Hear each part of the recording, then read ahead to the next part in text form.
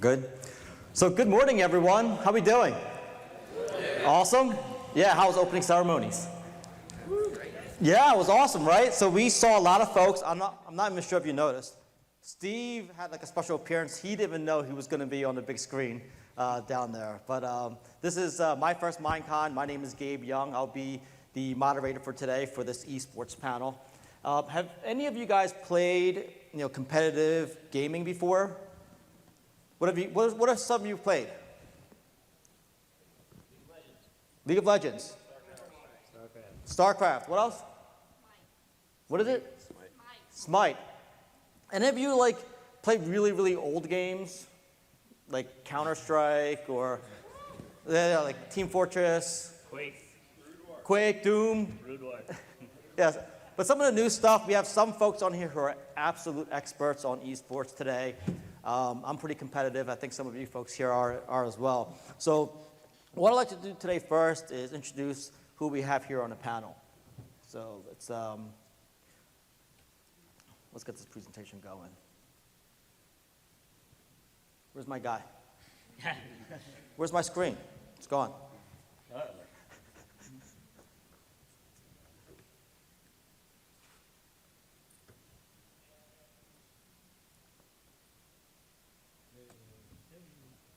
do you have the, you want to go into presenter? Yeah. Gabe? Hold on. Yeah. All right, let's back us up a little bit. All right. Okay, so before I get to these folks, you might have noticed there's a little link up below on top there. I know you guys have your mobile devices, tablets, phones, and whatnot. If you go to that URL, what you can do is you can ask questions on the fly. And as you folks are asking questions, you can also vote or hit like on other people's questions. And what we will try to do is answer those questions as we go. So if we're talking about something great, rather than having to raise your hand and wait for us to figure out that your hand's up, what I will be doing is I'll be paying attention to what's on my screen that you can't see. And I will be looking at the questions that folks really, really love, and I'm going to find some of these guys to answer these questions for you, okay? So I'll remind you a little bit later on as well. Okay, so here we are. So again, my name is Gabe Young. I am going to be moderating. We have Dylan here right next to me, and Dylan, he's the library media specialist at a high school in upstate New York. Anyone from New York here?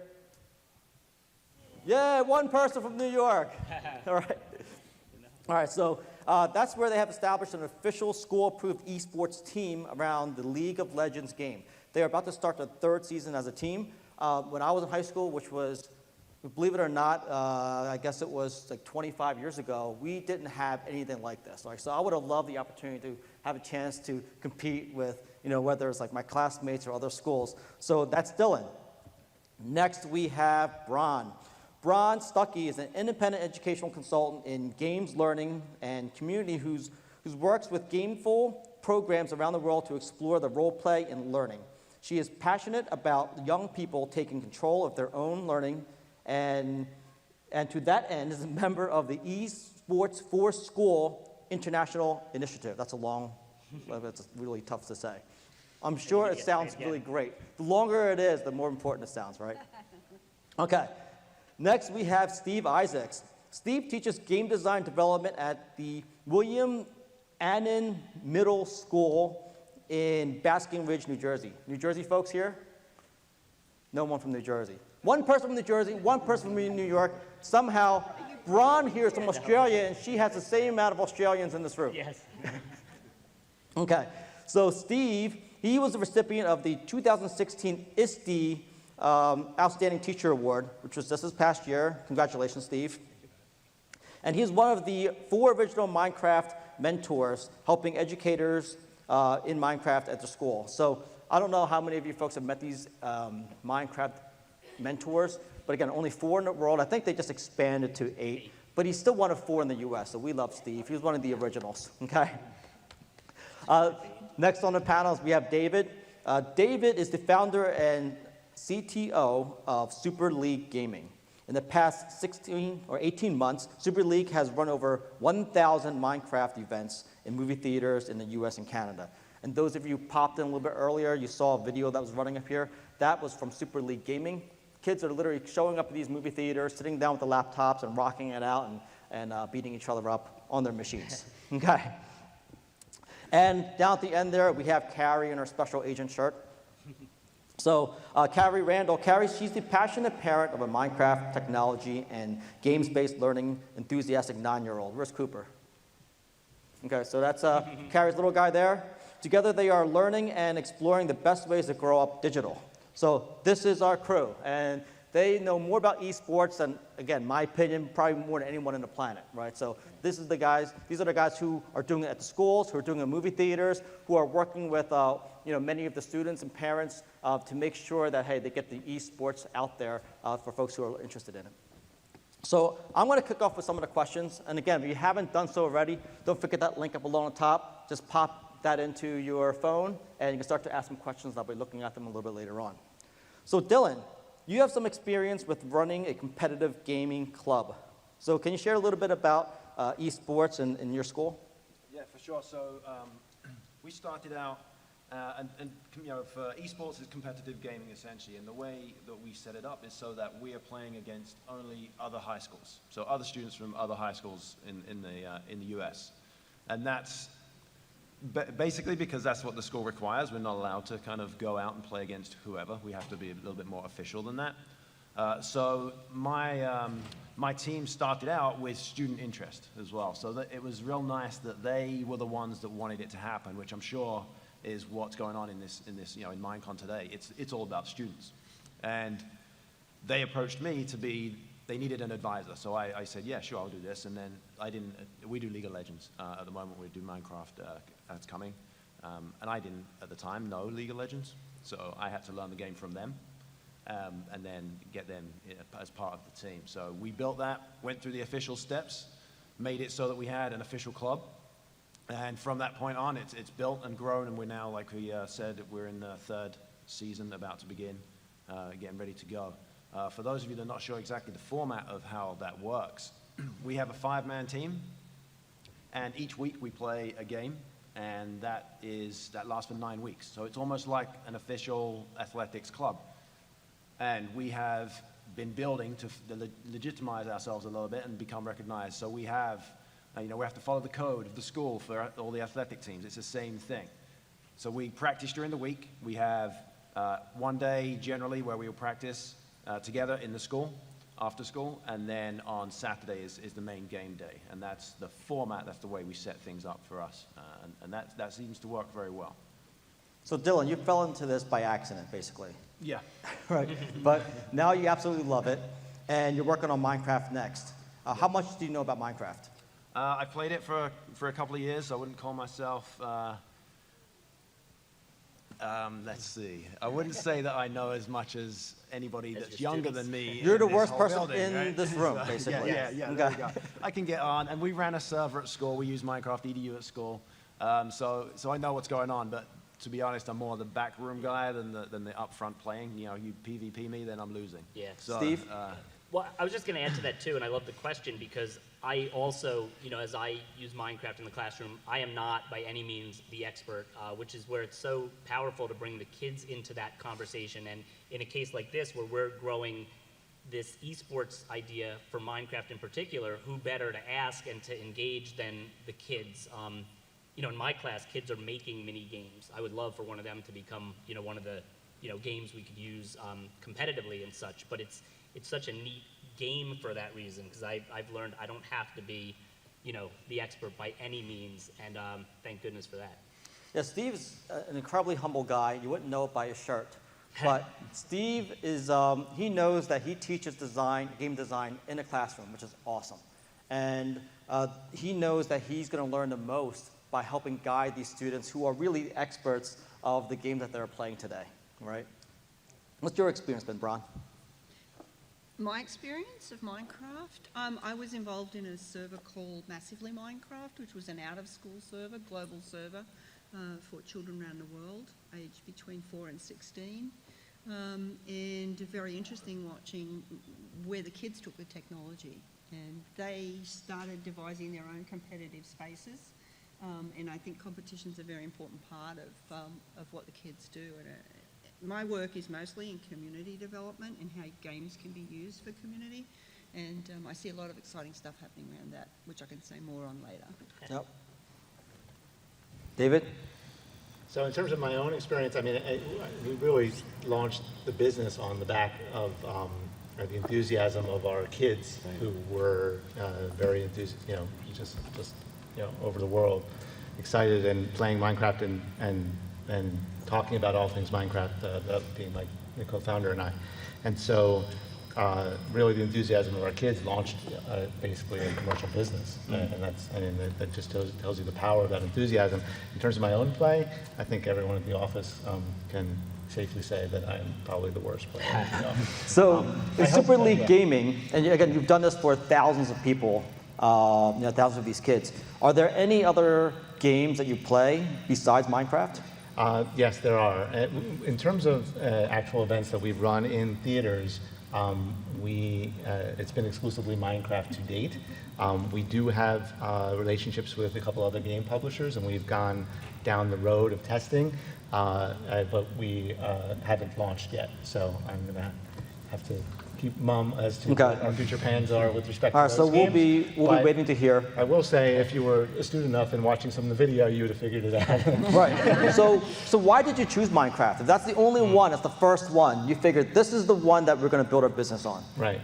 And, to Dylan's point earlier, I thought that his mentioning of the structure, that 9-week session that he's running and being akin to a regular sport, really does sort of set the framework for what we're doing in the theaters, in the sense that, Minecraft is extraordinarily flexible, but there are pitfalls to that as well. If you're going to create an ongoing competitive framework with Minecraft, I joke around in the office all the time about with great power comes great responsibility, and we are game makers here, and they need to be fair, and they need to have a competitive framework. And the points that are accumulated in the leaderboards, these kids are, and their parents, frankly, are paying attention and close attention to that. And so we have to be very careful about it when it comes to Minecraft. As in terms of how we selected Minecraft, really, we fell into it as founders because of our kids. Great. Right. And Carrie, we know you have a son who's absolutely in love with Minecraft, right? And I know you're doing something called geek schooling. I never heard of geek schooling. I'm not sure how many of you folks heard of it. Why don't you tell us a little bit about that? Where do I start? I have so much passion for my son's education, because as a geek myself, I didn't have that, as Gabe has mentioned, early on in life. And we have the opportunity now, especially with Minecraft, to start our digital kids early, to be in their space, to mentor them, to encourage them, and to provide activities like this.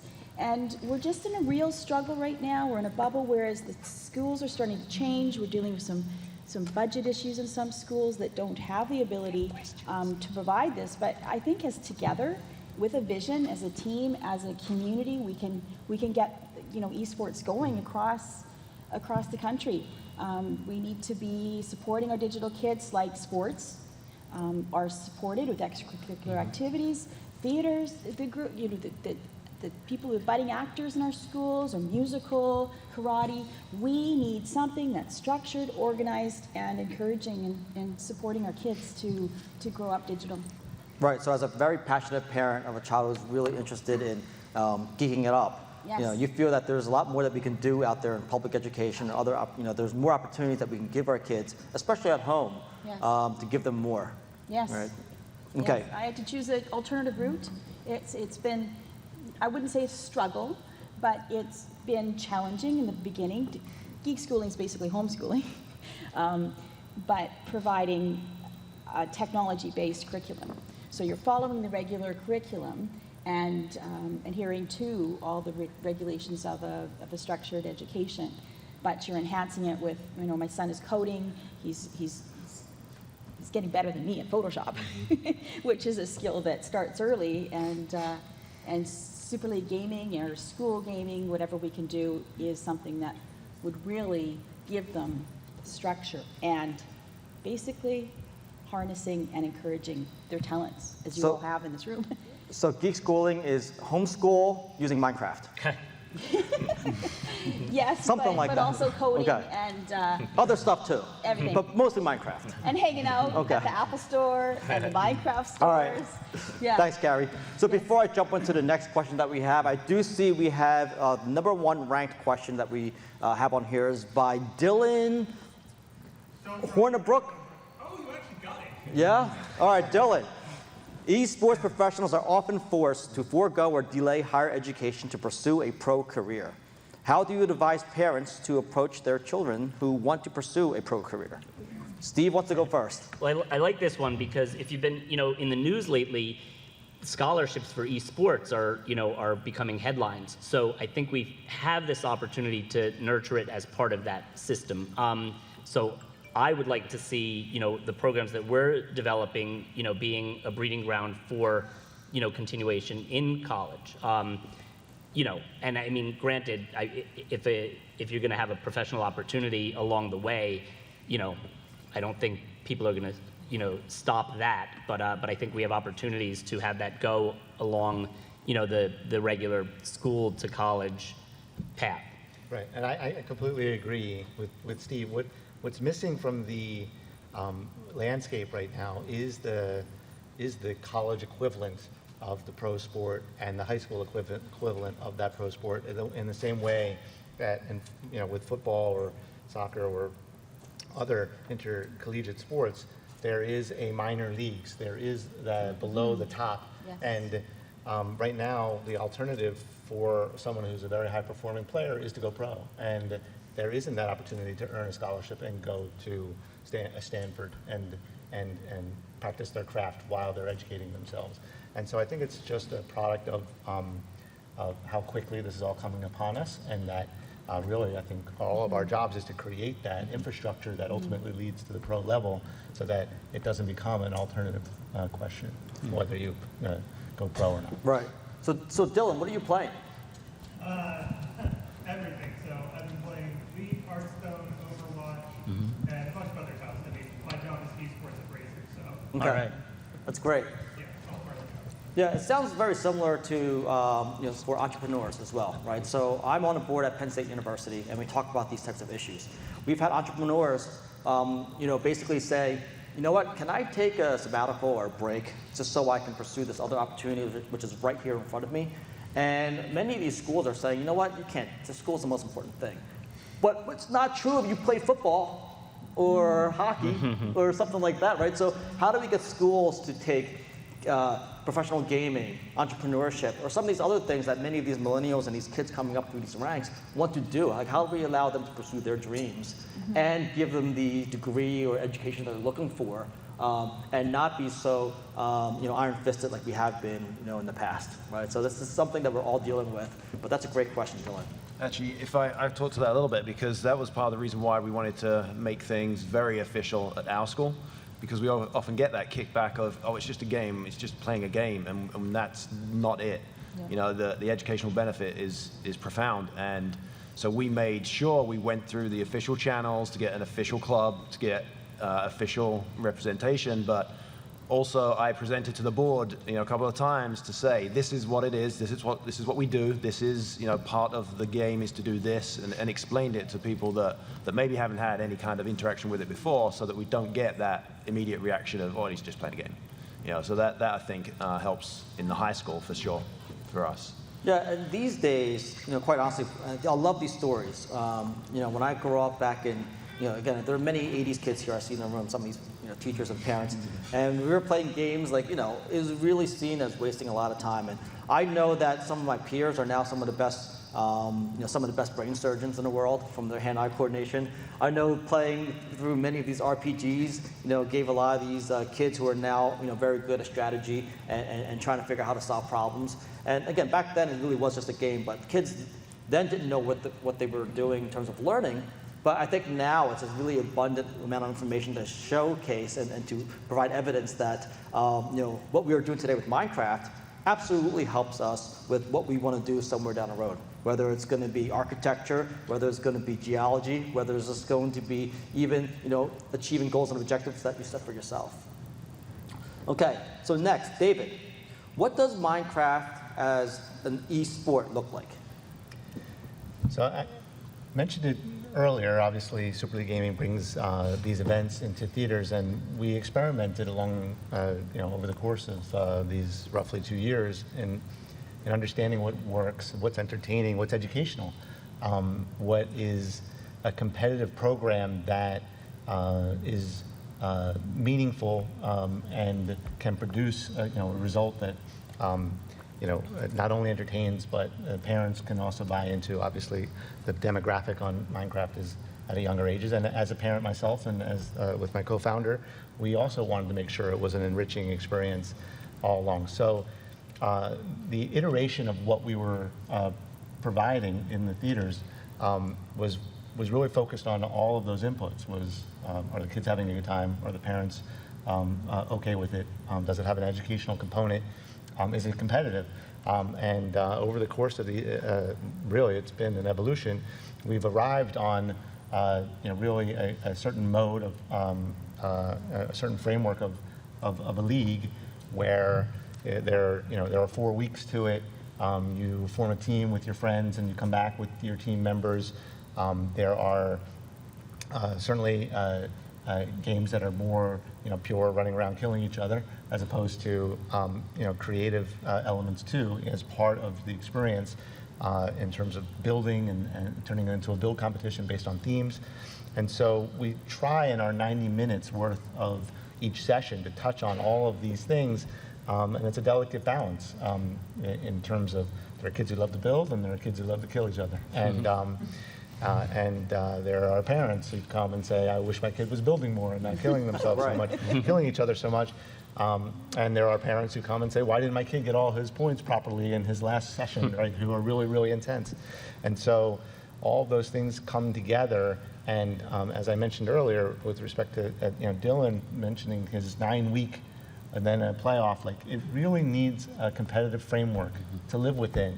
And as boring as it sounds, it's almost like a regulatory body. Someone that's, if it's going to be an e-sport, there's somebody who's got to say that your game's going to last for a certain amount of time, and these are how points are going to be accumulated, and it needs to be consistent. Otherwise, it'll really start to be a mishmash of different things, and there's no real, even in our scenario, I'll uncover some of our challenges. For example, we push out the exact same code and package out to 130 locations throughout the country and in Canada, and they run the exact same game mode. So you'd think they're accumulating points and they can be compared in some super leaderboard, which is absolutely true and is what we're doing. But the fact of the matter is that the competitive, the theater in Boca Raton, those 60 kids might be more competitive than the 60 that are showing up in Playa Vista, California, and it could affect the scores. And the kids and the parents, everyone's wise to that. That's kind of a compromise that we make, but as we grow and as any sort of program grows, it needs to have that consistency. Great. For so it to these work well. kids, are they mostly amateurs, kids who have maybe never even played an e-sport before? Yes, I mean our demographic really, I'd say we've had kids as young as 6, but I mean in general it's more like 8 to 15-ish in terms of the range of the kids that play. And actually, it's kind of funny, I took a screenshot, I think this morning of our leaderboard just as an example, and sitting on top of it. That's right there above your head. Yeah, and throw it up there, and just on top of it is, I think, the winner of our first season, Supercraft. I won't out his real name, of course, but he won a scholarship, and he happens to live in Southern California, and no, the fix was not in. But it's, yeah, that element is definitely a big factor. So amateurs come in, sign up for a small fee, they can sit down, play, have a blast, and have a chance to win a scholarship? Yes, that's right. Pretty cool. There are prizes given at the auditorium level, and then there's the global prizes, and then of course, as I mentioned, which teams are really important to us, and I could go on just about that element alone. And again, it's been an evolution to get to there, but the idea that you can come and form a group with your friends, or we can place you on a group with 4 or 5 other kids, and you are basically going through the experience as a team, really brings home a lot of the conventional sports team elements of subjugating yourself for the betterment of the team and teamwork and communication and all those things. And it just also makes it more fun competitively. So your team earns a prize as well as you win a prize. So we're tracking both. Great. Does anyone else have anything more to add to that? Yeah, Steve? well, I mean, one of the cool things about Minecraft in this space is that we're talking about giving kids an opportunity at a younger age to kind of grow into this esports culture, and Minecraft, serves that very well as kids are playing and competitive at that young age. Also, they're playing, as a lot of you as parents and things know, they're playing on these servers and they're playing competitive mini games, and we're trying to create an opportunity to, to organize that and bring that together.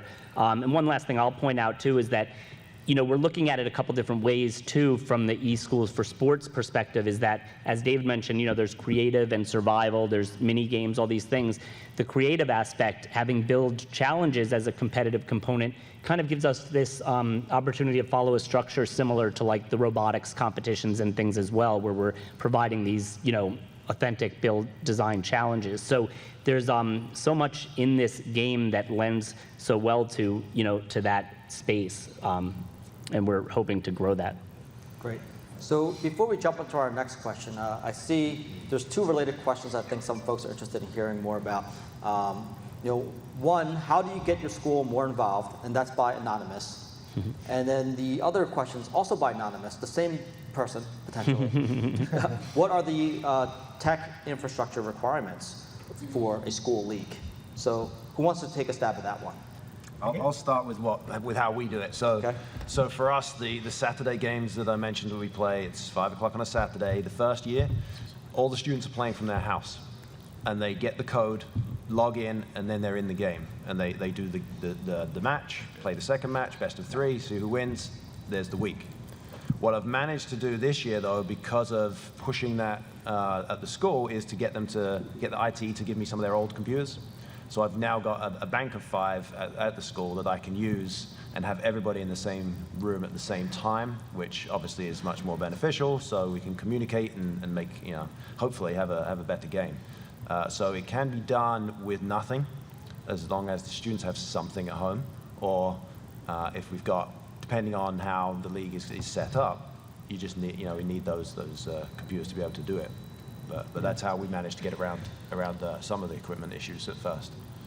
Okay, David? Yeah, on the tech side, in terms of running a place-based competition where you have up to 100 players in one location, it's not as onerous or scary from a tech standpoint as it may seem. We create a wireless network inside the auditoriums, and we have basically one appliance that's there and some networking equipment, and that's pretty much it. We communicate with that appliance with basically a 4G connection, so you don't even need to bring in high bandwidth. And then that's enough for us to maintain a constant communication out with all of our nodes. And we're pushing scheduling, and we're pushing out content updates and game packages. And then the kids come in, join the wireless network with their laptop, and connect to the server that's running off the appliance. Great. No, go ahead, Steve. Well, just there was one part of the question was, how do you get your schools more involved? I openly invite anybody here to contact me about the eSports for Schools initiative. We're really a working group building a community of schools to create clubs, and from those clubs build competitive teams within that. And definitely either contact me and we'll get you connected with our group. It's we're really trying to build that community. And also, as far as infrastructure and things, we're working with sponsors to hopefully outfit a lot of the schools with technology that would support the competition, and publishers that are willing to work with us in terms of their games and such. So anyway, we're building something really positive with a lot of energy behind it. So please join us. Yeah, so you are Anonymous. If you are trying to do this at your school and you're looking for some help, what Steve basically did was volunteer himself. Yes. Right. So just so you know, I met Steve through an organization called Games for Ed. Steve is, as well as many of these, everyone else here, but Steve is the guy who's really, really a huge advocate for games and tying it into education. So if you need to be armed with more information, maybe it's a little toolkit that you can help bring to your school and help justify why this is important in your community. You reach out to Steve. His email's up here. And I openly volunteer Bron and Dylan as well. I just want to buy in on that question and reiterate what Steve said about clubs. Having worked 15 years in games initiatives around the world, out-of-school clubs is usually the way you get some initiative to become mainstream. And the reason is, if you run it in a club and you can prove no one died or was abducted by aliens, then the school starts to think, oh look, something exciting is happening here, maybe then we can bring it inside the school to be more mainstream. So getting a club going, and parents can just as well volunteer to start that club in a school, and that's the sort of thing that's happening in Australia with code clubs and other groups, because we can't wait for teachers to get involved in this. Geek parents can be going to the school and offering to help set it up. So, don't be shy, don't be bashful.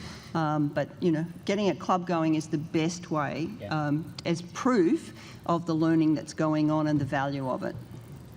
That's great. And what I found is that many of these school leaders today, principals and STEM educators and whatnot, they are again, they're around our age now, and some of it is really generational, where a lot of these leaders grew up playing and they were the only ones who were playing. So I would be hoping that if I was going to bring this to my school leader, that they would be like, you know what, that's a great idea. I wish I had something like that in that school, and they would rally behind you. So I think it's more likely for that to happen now than it was years ago when the only game available was Pong. And, Competitive, yeah. Right, exactly. All right, again, before we get to the next question, I have another question here from Chad Collins. How supportive are parents with eSports in schools? Do they see the educational benefits? And I want to put Carrie on the spot because she's a parent, representing the parents. We didn't choose the path because we wanted to. We chose it, alternative to schooling, because we had to. And it's not a solid choice forever. It's until basically things catch up. There are teachers that are awesome. I just wish that we had Steve and these teachers in our community, and I believe that in every school we need some type of technology. In our local community, in the schools, we had one iPad to share amongst 30 children, and that just was holding back. And we would have students that were coming to school. At home, they'd have a different life, and they have a technology-based life. Their parents are technology, and I see it really divided right now. Where's the parents that can get their kids into private schools? Their technology needs and interests are being supported. Then there's the public school system, and a lot of those children need it so much even more. And there's a lot of special needs children that just thrive in this community of Minecraft, and I just really see the needs being really nurtured by eSports. Great. Any other thoughts on parents and what your experience is? Yeah, for me, so I think the thing that helped me the most was being official and just totally explaining everything. Then, not just the parents, but everybody, even the teachers at the board meetings who don't know exactly what I'm doing, or the administrators in the other buildings that aren't involved with what we're doing, can see that it's an opportunity for their current students in the future. So I have never had a negative comment from a parent in the last 18 months. So I see that as, the reason is we did it the right way. Fabulous. And Minecraft is specifically unique here in that I have not come across a single parent who, once they learn about what Minecraft is and start to actually experience it, because that's something that is a revelation to them sometimes when they're coming into these events and they're like, I never knew what this was. And once they understand what it is, all resistance falls away. Right. How many of you are parents out there who didn't get it right away? Right? It was like a babysitting service for a little while. And you're like, okay, what is this really? And then you realize, wait a minute, there's much more than this, right? So, Steve? Yeah, can you show my slide for a second? Because it talks a little to this. So there are a couple pictures there of my classroom. Talking about parent support, I went right to the PTO. The first year I wanted to bring in Minecraft, I wasn't sure, purchasing in schools can be a challenge, so I went to the PTO and they supported us by purchasing the licenses for Minecraft. So that was a big initial win. A year later, because of some of the things we were doing in class and now with the gaming club outside, I reached out to the PTO for some large screen TVs to support what we were doing, and they were gracious enough to support that. And then this past year, if you see the furniture in the room, some of the Yogi-Bo furniture, that was the next thing I asked the PTO for. So I'm very fortunate. We have a very active PTO, but the fact that they consistently have supported these efforts in addition to all the other requests they get from teachers, I would have to say demonstrates that support. And I think they've been very excited to see the enthusiasm the kids have, about learning, in my case, in game design, and then trusting this, this gaming concept. And in our school now, too, in order to have an after-school club, it's kind of considered a pay-to-play model. So parents or kids that do sign up, there's a fee associated. So again, it's demonstration that the parents are supporting that. Certainly happy to help any kid that isn't in the position to do that. I wouldn't want anybody excluded, but the point is, they're supporting what we're doing in that regard. So Steve, you've also been working to bring educators together. Yeah. Right? So how can schools work together to help grow the eSports network Right. movement? Well, that's what we're doing with the eSports for Schools initiative. So far we have, I would say we must have at least 20 schools internationally, probably more than that, that are forming their clubs now to be part of this. Where we have, a website, a community website. We have a bi-weekly call that people are welcome to participate on. So we have a lot of structure in terms of teachers that want to be very active and teachers that at least want to just get involved. We're also building a tool set for educators that need, like, how do I get a club started? What's a sample permission slip like? What's the model like? And we're working, with other organizations when it comes to the competitions and leagues. In fact, I've been speaking with David and Ali from Super League about possibly collaborating with them because they're interested in this in supporting the school space as well. So we have a lot of, we have a lot of momentum right now, and working together. I mean, I'm all about getting educators together, and we've been doing a really great job of finding other passionate educators who want to be on board, and we have a great number of clubs forming, and we have our first couple of events starting to be planned. So again, kind of like I said before, reach out to us, and we want you to be part of what we're doing. Okay, great. Let's move on to Carrie here. Carrie, let's see. All right, so as a parent, why do you support competitive gaming? It's a way, as I've said earlier, for the kids that aren't getting the structure and encouragement in schools to have that in their lives and feel that their intelligence and their experience in excelling in digital are supported. As this quote says, our kids are growing up in a digital playground and there's no recess duty. There's also, we need to enhance and support it with the educators. A lot of them are older, and we're waiting for the new generation of teachers to come up that are bringing their digital skills.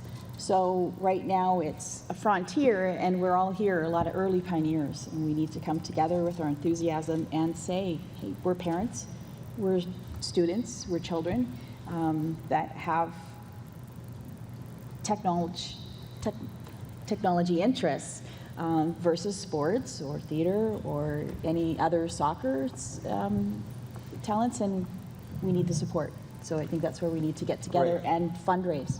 Perfect. And Steve, I know your daughter Layla's in the crowd, and tell me a little bit about your relationship with Layla and how technology has helped you with again how much time you spend together. And it's an insane amount of time. Well, it's funny. Layla, a little while ago, like I get out and present at conferences and things, and Layla was one time we were asking her if she would join us to go to an ed camp so we could just my wife and I could learn, and she could like sit there and play with her iPad all day while we were learning, and she had no interest in that. And then I asked her if she'd like to lead a session with me, and her eyes lit up and she said yes. So we started now presenting together at conferences and leading sessions at EdCamp. So that's really been a great opportunity for us to build presentations together and work on things. So it's also, we've been playing around with Little Bits and Minecraft and things. So it's definitely been great. And she's, in fact, Layla is the junior producer for an event we have coming up called Mine Fair, where she's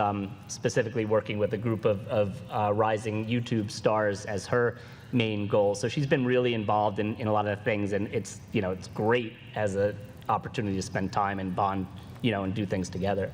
That sounds like a lot of fun. Yeah, For that's sure. great. Okay, thanks. So, Dr. Bron Stuckey. Okay, how do you think we can use competitive gaming to build community? It's a great question. I want to start. Bill commented, where's Bill?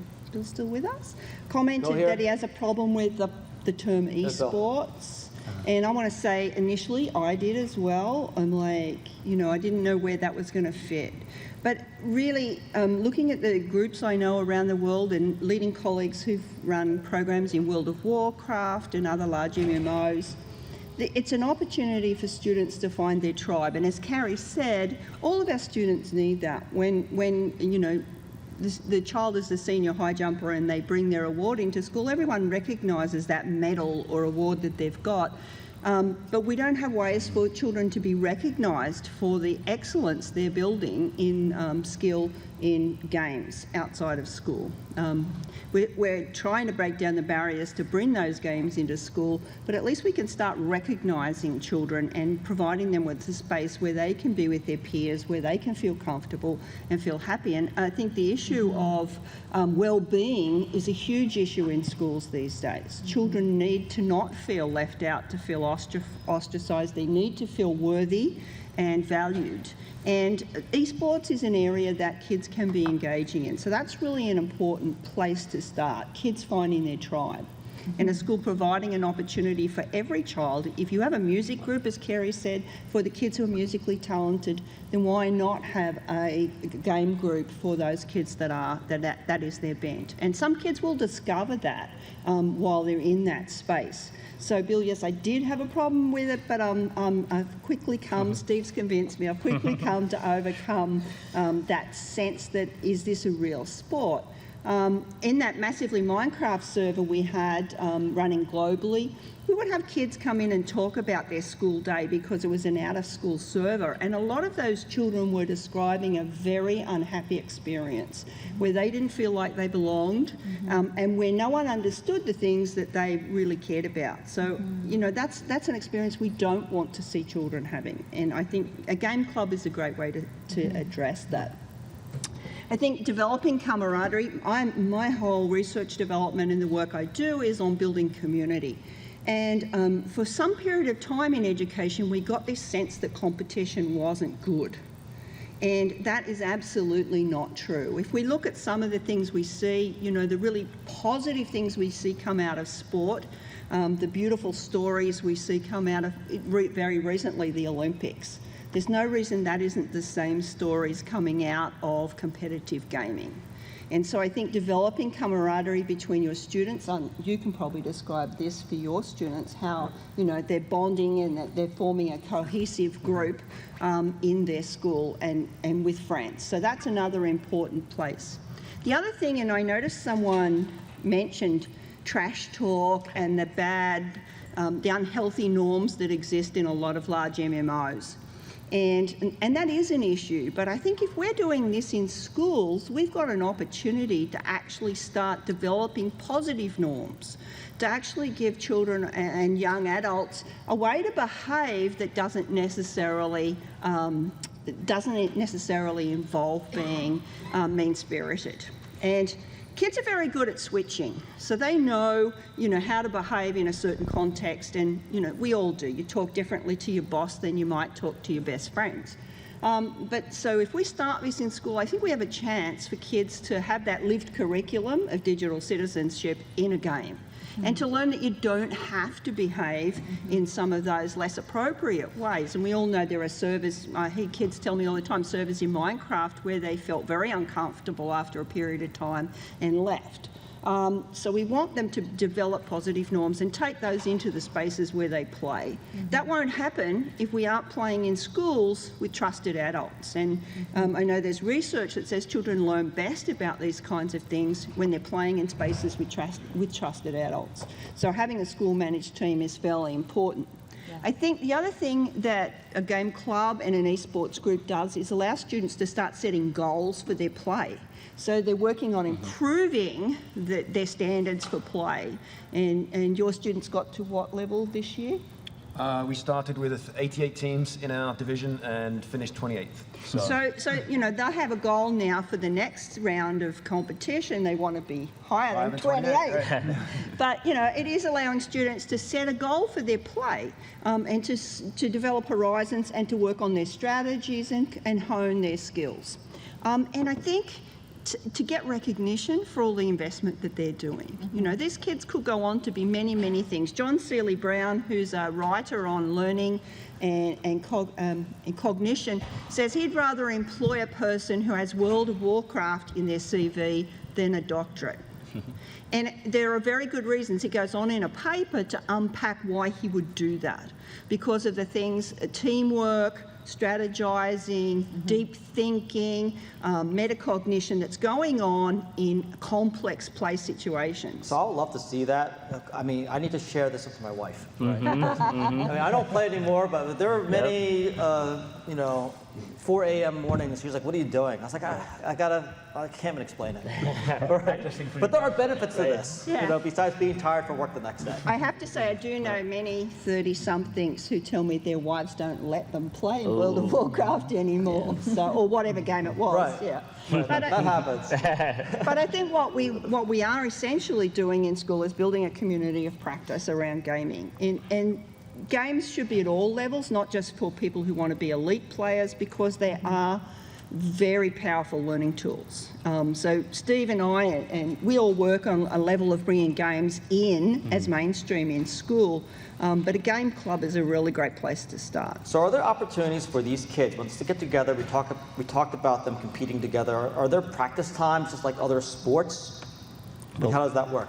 I mean, my club, I designed it to be similar to our sports programs in our school. So it is meeting 3 times a week. So there is built-in practice time. It actually follows the same schedule my daughter's cross-country practice does, you know. So absolutely, and I think it's important. And I think those are some of the things we're going to learn. I think it's a little bit funny because I don't know if Dylan has this experience. I know for me, you know, a lot of these kids have better strategy and skills than I do. So it also changes the dynamic of how do we coach these kids? And I think that's going to be an interesting question as we evolve. And of course, the kids can be involved in that. But it's just very interesting to me, the difference between, you know, an advisor that just is there because there has to be an adult in the room versus learning the coaching and practice and all that. So I think we have an interesting road ahead, really, in my opinion. I'll comment to that quickly as well, because with all this going on last year, some teachers were coming in and saying, what is this? What is this? I said, well, just come and sit down. So I got 5 teachers to sit down with me, and I taught them the game.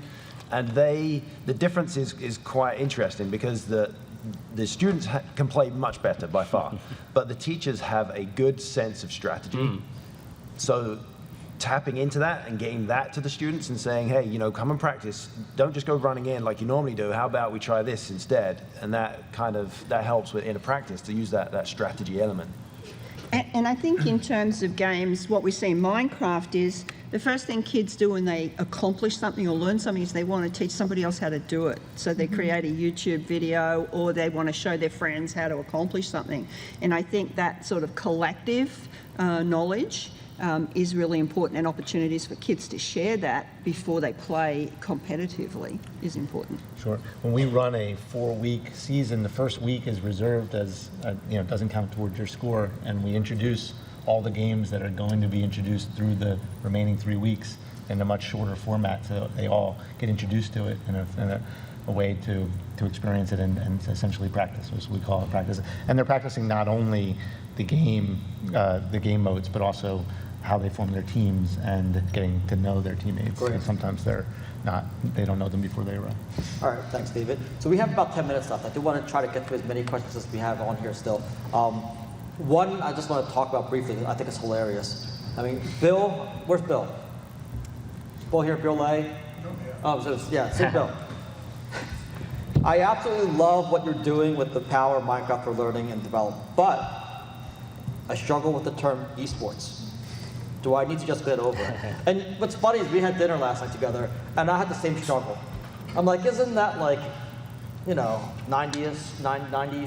something? But there's, Shaq has bought into it recently, and a lot of other organizations and professional sports teams are investing into the eSports, and I guess we're stuck with it, Bill. Well, I wonder too, like Bill, if I could ask, is it the term esports versus competitive gaming, or the notion of the competitive gaming at all? So there's two. On the surface, I struggle with the word sport in there. Okay. And that's kind of do I just need to get over it? Oh my God. Right. So that's on the deeper question is, and this could open up a whole new session, but the investing of time in Right. type 2 diabetes, right? And fortunately, my son has good genes, so he can Yeah. sit and game all day and drink Sprite. But I'm a little, I have some concerns. All valid concerns for sure. I think nobody's advocating for, sedentary, young people, in order to play games competitively. But you're right. I mean, that's something that we can be concerned with. As far as the sport word, it's interesting because when Bron was talking a minute ago, all I kept thinking about every point she was making is, it sounds just like what the kids experience in sports, in terms of the teamwork and all those elements. So, so for me, I do buy into that. And I also appreciate what you said about liking what we're doing academically as well as, and not being sure about this. In most cases, I think the competitive piece is going to be like extracurricular, where and actually some of it, like I said, about the building challenges things, there's certainly an academic component. In the classroom setting with some of these games like Minecraft, I think there's maybe a deeper emphasis on learning and certain learning objectives, where the competitive part is somewhat meeting a different need for a group of kids. But, I mean, I want to honor what these kids are passionate, excited about, and good at. And I hope they also go outside and run, and all that. I think it's just semantics. I really do. I think it is. And we don't have any natural or even aversion to a chess team or a debate team. Right. And this is just a technological evolution towards that. It's the same. So you're saying Bill has to get over it? Well, I mean, we can call it whatever we want, but Yeah, I think we're I in had their the same stories. feeling. So, I think you've got a very valid point. A lot of people raise it, but I think when you think about it deeply, the notion of well-being for kids is becoming the overriding factor in whether children will succeed at school. And finding your tribe is a vital part of that. And I think we're not doing enough of our kids a service in helping them find that while they're in school. And we have a lot of very unhappy children and a lot of very sad stories about kids who feel, that their passion isn't honoured in the school. Great, Bron, thank you. Dylan has another question here. Colleges have started offering eSports scholarships. How do you view the growth and development of the collegiate eSports scene? I think that is helpful for us because then the natural trickle down is to go to high school and then trickle down into middle school, and then you start building almost top down, I guess. But if we know there's somewhere we can focus our students towards, then it's easier for us to build and also easier for us to sell to our administrators and say, look, there are scholarships for this. So having it in high school makes sense, and then building from there. Anyone else? Well, it's a great selling point. When we started, the eSports for School initiative, it was really great to be able to lead with, there are scholarships in this, pass on articles about that. So it's certainly good. And I think eSports in college is going to grow. I mean, if you've seen some of like ESPN is covering, gaming competitions now. So I think we're on that path, for it being rather large. And that's only going to, like Dylan said, help our cause. I spent Wednesday at USC in an elite unit of entrepreneur education, 30 students who get in each year into an elite unit called the Academy. and one of the students there, part of her portfolio was her elite gaming in Pokemon. And that was an honoured part of her CV that got her into, part of what got her into the program. Great, thank you. We have a couple of minutes left. Let's just get through a couple more of these real fast. One here I really love because I know, I mean, Carrie touched on it earlier. There is still a digital divide, right? So, you know, so Anonymous says, do you know of grants or other like resources, you know, for schools, and especially those in lower income or you know, who these kids may not have the same opportunities? I mean, that's where we're hoping and trying very hard to get sponsorship. We are working with, and I hope it comes through with Alienware to be able to support hardware for a number of schools in, you know, that are starting out. So it would be great to be able to, you know, bridge that divide. It would be a crying shame if we couldn't. So I think it's got to be a high priority, absolutely. And then for us, it's just, you know, taking what IT doesn't want anymore and seeing if we can make it happen. Because you find, you know, if the students are passionate about it, they'll make something work. You know, and they'll find out, we need this one piece, it's going to cost $20. And like, all right, I'll take that to admin and find out if we can get $20 for this thing. And then we get the extra computer. So kind of allowing the students to get involved in that helps, you know, and it helped for us.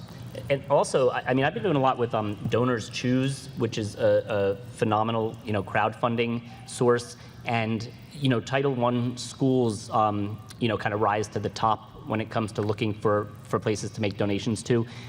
So I would encourage, you know, schools that need to go that route as well. But again, it is a very, you know, it's absolutely something we need to have, you know, a high level of awareness and attention to. Right. Just yesterday, I emailed this to my son, who's here. I'm going to give him a shout out. Hi, Jordan. It's a graphic that shows the scholarships that are being offered by various, you know, universities. Some of them are smaller and some of them are big, but we're all, I think, UCI is very well known now for having a new esports team. On here is Miami University, Robert Morris. Some big schools on there. Yeah, there's you know, there are resources out there that you can find, and it's growing, and it's obviously very important. And that along with the Pac-12 initiative, where they've just announced a whole esports league. That's great. So we only have a few minutes left. First, before you guys get out of here, thank you so much for participating. You guys asked a lot of really good questions. We're going to address one more question before we're done for today. And I love this one because this is, we have not really touched on this. This one says, again, this is Dylan, so thank you. Most major esports feature primarily violence or fantasy violence. How do you advise parents who are worried about the violent nature of most games or esports? For me, the way we went about it, and I explained, we use League of Legends predominantly at the moment, but we focused on the educational elements. I did bring it up and said, yeah, you know, it's essentially you're trying to kill another character, which, you know, is part of the game, but we kind of focus more on the teamwork, the strategy, the benefits of that, to not play down the violence, because it's not, I wouldn't call it a violent game. And then just, and that worked as a way of explaining what was going on in that game and how that game worked. So.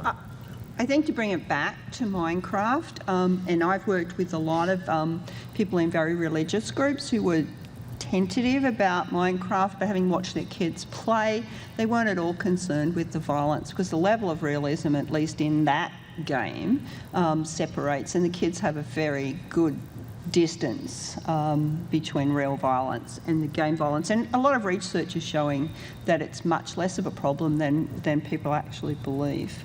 A lot of correlations drawn, you know, when something heinous happens with a young man between 16 and 30 these days, the correlation is drawn to that person's play in massively multiplayer games or violent video games. And, you know, and suggested causality, when a lot of the research is showing that's absolutely not the case. And I think pointing that out to parents is really important. You know, that most young people are able to separate the violence of a game and the violence of reality. It never really even dawned on me. I mean, I played in the era of Mortal Kombat and Street Fighter, and you know, some of those are pretty graphic. And as a parent now, I have a 9, a 7, a 6, and a 4-year-old. And like I use terms like I see in like Marvel Puzzle Quest, like they're downed, Like they're not really, they're not dead. Right, so I'm not sure if that helps at all, but so I'm starting to get it myself as a parent. So anyway, we are out of time. Here's the information. If you haven't captured it already, somehow I noticed there's a typo in my email address as well. Carrie, one last Can I say a word? few things? We're all here to absorb as many things Minecraft as we can. And as a parent that's out there looking, I want to share with you about this book for anyone who want to learn about kids growing up digital. Number 2, Mind Fair. After we leave here, there's an amazing event coming up in Philadelphia. Look for it on Twitter at Mind Fair with an E on the end. And also, any of you, we found this is looking when we were here traveling from Canada. There's an event here in Huntington Beach. Is anybody going to be here on Monday night? Super League Gaming. Is it full? Tuesday night. Tuesday No, night. it's not full. Anyone want to go? We have some free passes. We'll be there. Here's some free passes. And yeah, thanks Awesome. for all coming. Thank you, Carrie. Thank you, everyone in the audience. Thank you, people out there. And thank you to our panel here. Have a great show.